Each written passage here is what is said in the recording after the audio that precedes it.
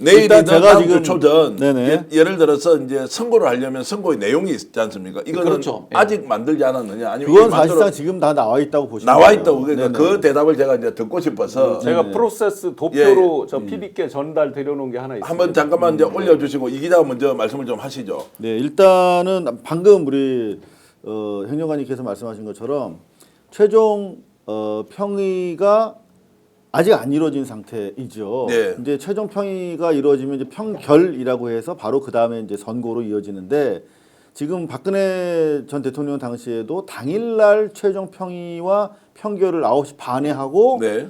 10시 30분인가 그때 선고를 했단 말이죠. 그래서 당장 내일이라도 기를 잡아서 당장 내일 평의 평결하고 선고할 수 있다. 그렇게 그만큼 하더라도 이미 절차적 다 하자는 없다는 절차적 하자는 없고 이미 선고문도 작성이 된 상태에서 예. 마지막 평결까지도 이른바 보충 의견으로 넣어줄까 말아줄까 이런 것들을 바로 정한답니다. 당일 네. 그 직전까지도. 그래서 완성돼 있는 판결문 결정문에 최소한의 보충 의견을 달고 완성시키려고 오늘도 지금 보면은 보충 의견 같은 것들이 달려 있지 않습니까? 감사원에도 그렇고 그렇기 때문에 그런 것들이 만약에 거꾸로 그 청구인이 국민의힘이었다면 그거 가지고 얼마나 또 말들이 많았겠습니까? 민주당이니까 조용한데 그래서 최소화하기 위해서 열어놓은 것이지 이미 판결문은 완성돼 있다 이렇게 보시면 되겠습니다. 자, 일단 강민정 대변인께 질문을 너무너무 드리고 싶은데 네네. 잠깐만요. 네, 알겠습니다. 잠깐만요.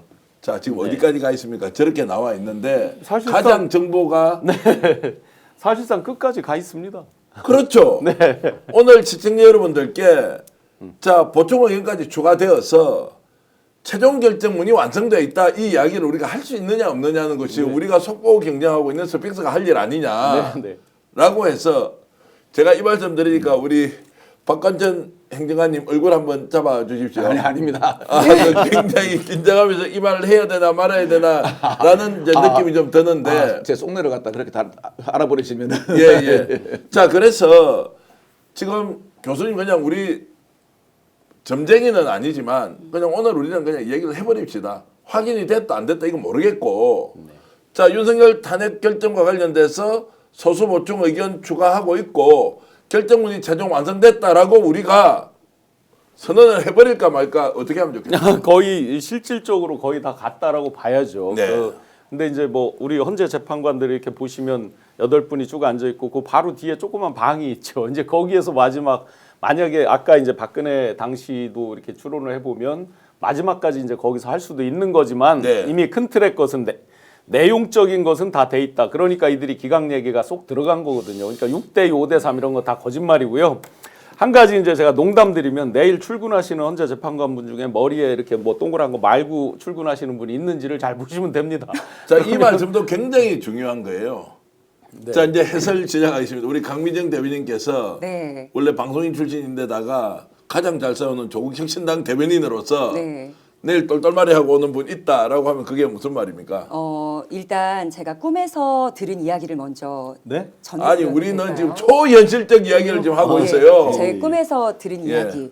일단은 이틀 전까지는 8대 0으로 그 8명이 다 같이 합의를 이루지는 못했던 상황이에요. 11일까지는. 그 꿈에서 그게 보였죠. 예, 꿈에서 보였습니다. 11일까지 화요일 날이죠. 예, 맞습니다. 예. 화요일까지는 8대 0. 그러니까 위헌이라는 것에도 합의가 이루어지지 않았었는데 일단은 그렇다면 평의도 완성을 못했다는 아까 우리 세 분 패널분의 말은 신빙성이 있다고 생각합니다. 꿈을 기준으로 하면. 네, 여러분 꿈 이야기인데 초현실적인데. 그런데 하여튼 이제 잘 판단해 윤석열 측 변호인들이 그 절차적 위법성에 대해서 이의 제기를 한 걸로 네. 들었는데 이거는 강일원 변호사라고 그 글을 하나 게재를 한 것으로 알고 있습니다. 그런데 그 칼럼과 같은 그 글을 근거로 해서 이런 글을 쓰는 사람이 있고 이게 다수에게 영향을 끼칠 수 있기 때문에 그걸 근거로 재판부에 이의를 제기한 것으로 꿈을 꾸었습니다. 네. 예, 그래서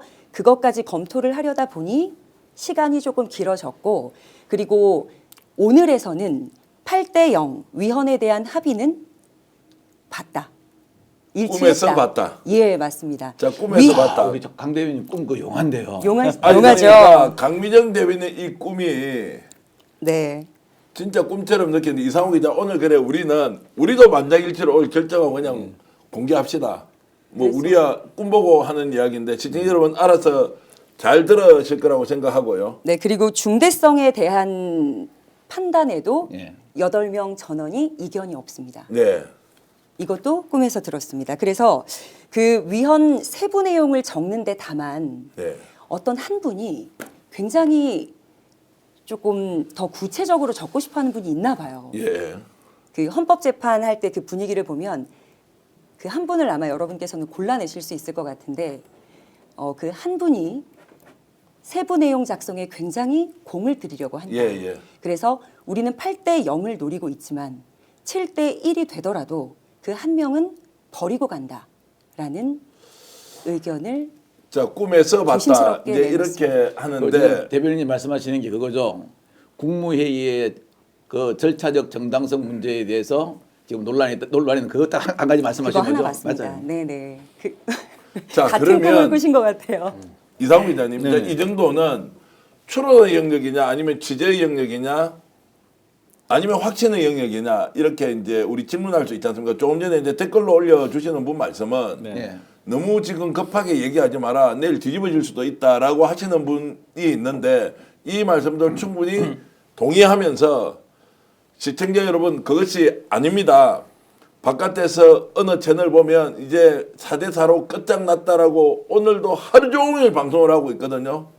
거기에 절대 속지 마십시오라고 얘기할 수 있는 거죠. 당연히 그렇게 말씀드릴 수 있고요. 예. 저는 이제 제가 꾼 꿈은 이제 아, 예, 취재라고 좀 얘기하시죠. 아 그럴까요? 예. 제가 봤을 때는 7대 1까지가 아니라 8대 0인데 네.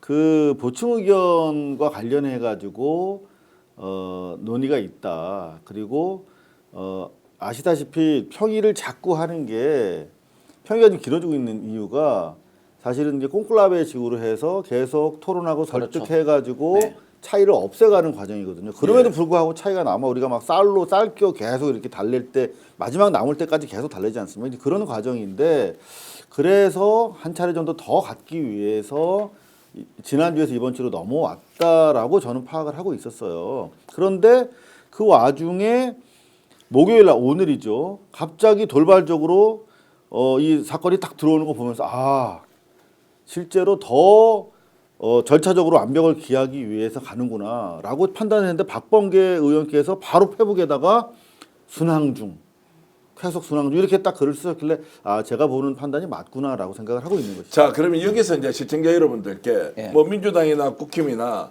어떤 내부의 상황이 있는지 실시간으로 체크하고 있지 않겠습니까? 그럼요. 네. 그러면 이것이 헌법재판소에서 최종 결정하기 전에 내용이 유출될 수 있느냐 없느냐? 없습니다. 그 가능성 유출될 수 제로입니다. 없지 않습니까? 네, 네. 그런데 우리는 왜 이렇게 전망을 하고 있는 거죠? 그 실제로 이제 그 아까 도표에도 있었지만 헌재에서 누가 어떤 통화로 뭘로 나갔는지를 확인하기 위해서 도청 장치를 설치할 정도로 네, 예. 기존에 이제 어떤 그런 보안이 새는 선례 때문에 굉장히 신경을 많이 쓰고 있고 헌재 재판관 8분에 대해서 바늘로 찔러도 피 안 나옵니다. 누가 뭐 인간이 아니다 어떤 그런 역사성에 대해서 강조하면서 말씀하신 것도 있는데 지금 이제 극우 포함해서 법조계 기득권 그 단체 모임들 쭉 있잖아요. 포함하고 대형 로펌 중심으로 해서 엄청난 연락들을 하고 여러 가지 압력도 있고 하지만 씨알이도 안 먹히는 상황이라고 합니다. 네. 그 중에는 이제 제가 이 지금 많이 유명한 분의 그 저 비판받고 있는 분의 그 패밀리랑 제가 모임을 같이 하고 있어요. 그래서 툭툭 여쭤보죠. 씨알 머리 안 먹힙니다. 택도 없습니다. 그러면 나올 수 있는 거는 결국은 이제 그 언저리 같이 일하고 있는 분들 그 언저리 밖에 언저리에서 보는 분위기 이런 거 가지고 사실상 추론밖에 예, 예. 못 하는데 어제 이제 말씀드렸던 그 한덕수 총리 이 부분은 뭐 정통하게 그들 내부에서는 이제 많이 논의를 해왔던 것이고요. 자, 8대 0에 대한 부분은 제가 아예 그거는 이론의 여지를 배제하는 게 저는 맞다라고 봅니다. 제가 이제까지 접하고 봤던 네, 예. 것들은. 그러면 이제 날짜에 대해서 한 가지 문제점에 대해서 한번 보겠습니다.